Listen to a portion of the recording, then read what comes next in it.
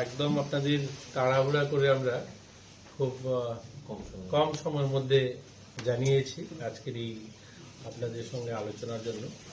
খুব বড় বিষয় না, ছোট একটা বিষয়, যেটা আপনারা সকলেই জানেন যে আজকে প্রভাতী পত্রিকাতে, অনেকগুলো পত্রিকাতে আমাদের স্পোর্টস দপ্তরে যে পিআই নিয়োগ হবে সেটা নিয়ে কিছু লেখা হয়েছে।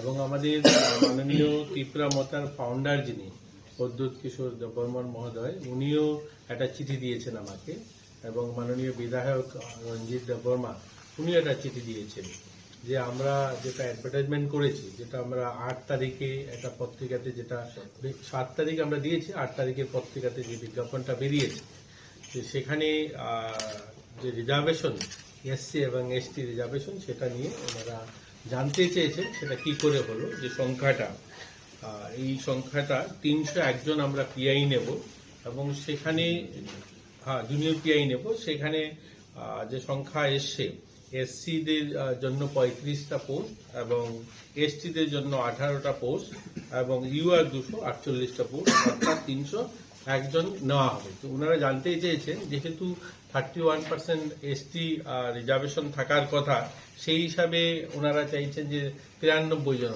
হবে।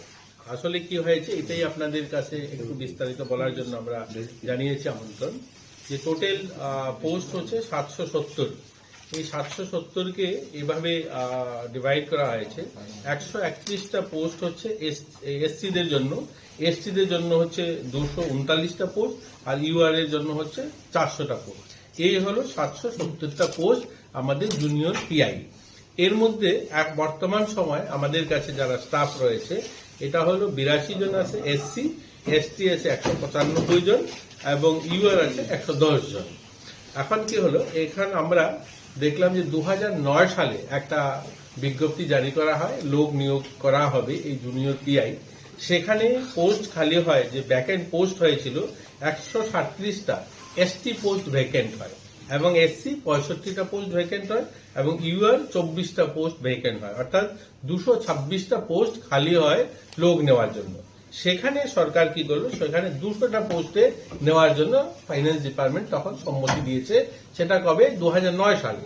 2009 সালে সেই বিজ্ঞাপন মোতাবেক বিভিন্ন ইন্টারভিউ প্রক্রিয়ার মাধ্যমে ওরা লোক নেওয়ার সিদ্ধান্ত করেন। সেখানে তারা কি করেন, এসটি 126 জন নিয়োগ দেন এবং সেখানে এসসি 60 জনকে দেন, ইউআর 13 জনকে দেন, অর্থাৎ 199 জন লোক নিয়োগ করা হয়। এই 199 জনের মধ্যে 126 জন হচ্ছে এসটি নেওয়া হয়েছে। এতে এসটিদের যে পোস্টটা তখন ফিল আপ হয়ে গেছে। এখন কি হলো, আমাদের যে পোস্ট আপনি দেখবেন যে এসসি 82 জন আছে বর্তমানে আমাদের কাছে জুনিয়র পিআই, এবং এসটি 195 জন আছে, ইউআর 110 জন আছে। এবং আমরা যে মঞ্জুরি দিয়েছি এটা হলো এসসি 35 জন, এসটি 18 জন এবং ইউআর 248 জন। এতে করে 301 জন হবে। এবং এই যদি আমরা 100% রোস্টার দেখি তাহলে দেখবেন এই 35 জন এবং 82 জন যদি আপনি প্লাস করেন তাহলে এসসি দেখবেন আপনাদের এখানে আসছে 117 জন, এবং এসটি যদি দেখেন 195 জন আমাদের কাছে এসটি জুনিয়র পিআই আছে, সেখানে আর 18 জন নিলে 213 জন হবে।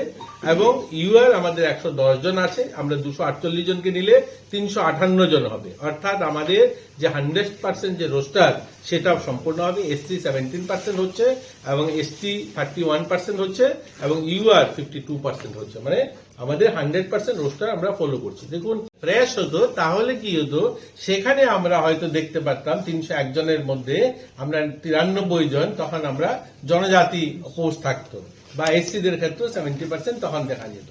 যেহেতু এটা পুরনো পোস্ট যেখানে ভ্যাকেন্ট রয়েছে সেই পোস্ট ফিল আপ করা হচ্ছে, তার জন্য এটা একটু কম দেখা যাচ্ছে, যেহেতু 2014-তে সেটা ফিল আপ করে নেওয়া হয়ে গেছিল এসটিদের ক্ষেত্রে।